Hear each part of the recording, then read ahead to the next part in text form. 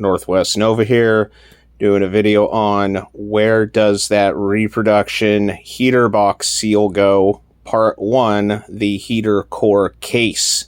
The heater core case is where the heater core lives and leaks, and is usually the area people are trying to get to when they take the box out of the car.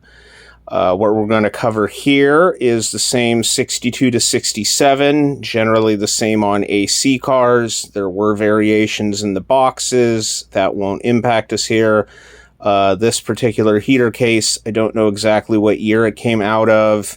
I believe it's out of 64, 65, somewhere in there, but that won't matter. This will apply to any of your 62 to 67 Novas. So this particular heater case has been opened up before. Someone changed the heater core, but the seals appear to be original GM, which is surprising, but good for our demonstration. The kit we will be using is the Repops heater seal kit. It has been on the market for, since the late 90s maybe. I've sold a ton of them over the years. I've personally used it. Nothing wrong with it. It does not match the original seals generally, maybe in composition, color, whatever, but basically nothing on the market does. Probably never will, because the GM seals varied in what they look like, their thickness, their composition. GM used burlap in some of these heater boxes. You're just really not going to get perfect seals, and does it really matter at this point? Also, a lot of these seals were never available from GM, so not like you're going to go out and find NOS. Anyway, let's get on it. So, opening up the kit, very first seal. This is the blower motor seal, the self-explanatory one.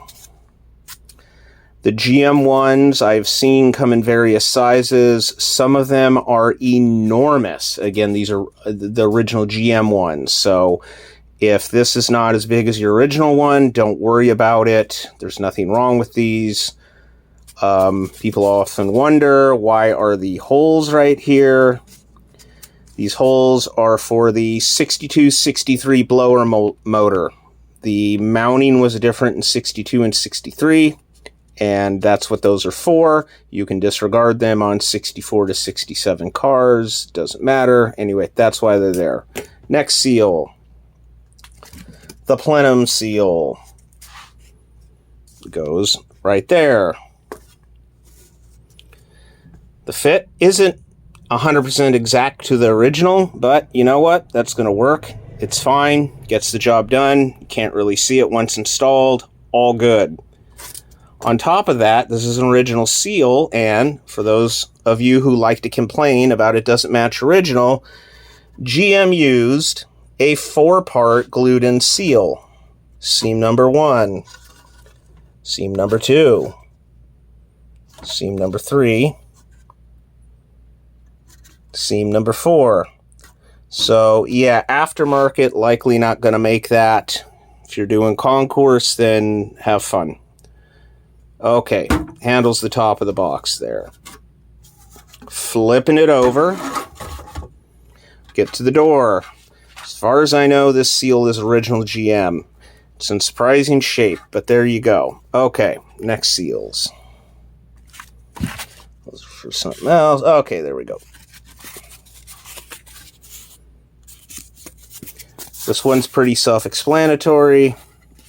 Goes right there. Only place it's going to fit. And fit compared to original, pretty darn good.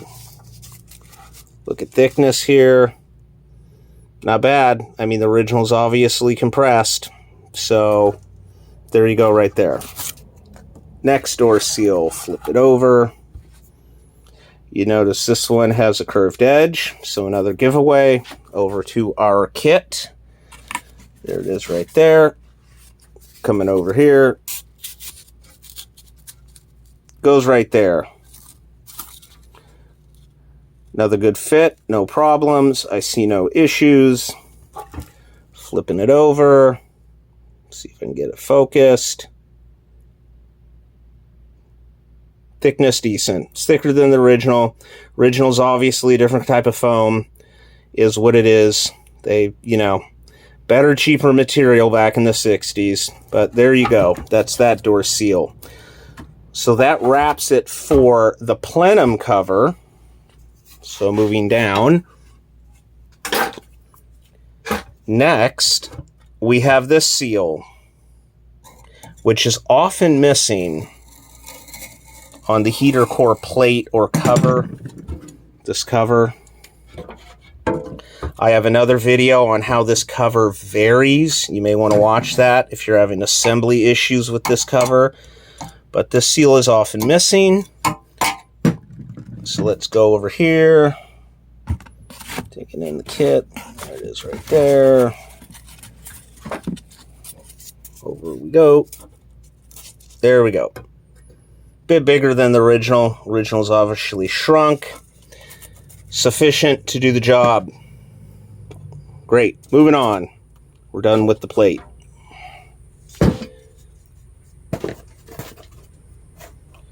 Next seals related to the core case. Flipping it over. This guy, heater core pipe seal. Some people put it on the inside of the box. Some people put it on the outside. See, it fits. Doing this one-handed, it's a bit difficult. Fits nicely like that. That's where I would put it. The idea of it's mounting against the firewall and trying to seal there. I've seen it. People put it on the inside here too. Probably trying to keep heat from escaping. I don't know for 100% sure where originals went. Don't recall ever seeing originals still there. Honestly, wouldn't surprise me if GM never even used them. Okay, next seals. And the final seal we're going to cover in this video. The heater core pipe seal. These are for the heater hoses. Again, related to this, I don't have a heater core. Forgot to pull one. But these are for the heater core pipes. These go on the outside of the firewall in the engine compartment. Yes, they go in the engine compartment. People rarely put it in there, but that's where GM put it. They go over the pipe, and then the hose butts up against this and the firewall to make a seal. To prove my point, for all the people that are going to say GM never did that, one, I've seen original cars, but two, this is the 1963 assembly manual. It's just the one I grabbed off the shelf. There they are right there. 1, 2, number 2. Seal. So those are the heater hose to firewall seals for the heater core. So if you're doing a really nice original car, that's a killer detail to have. So anyway, that wraps it up. Those are the available seals for the heater core case. The main item, again, most people are getting into to fix the heater core that's probably leaking. Anyway, best of luck with that. Thank you.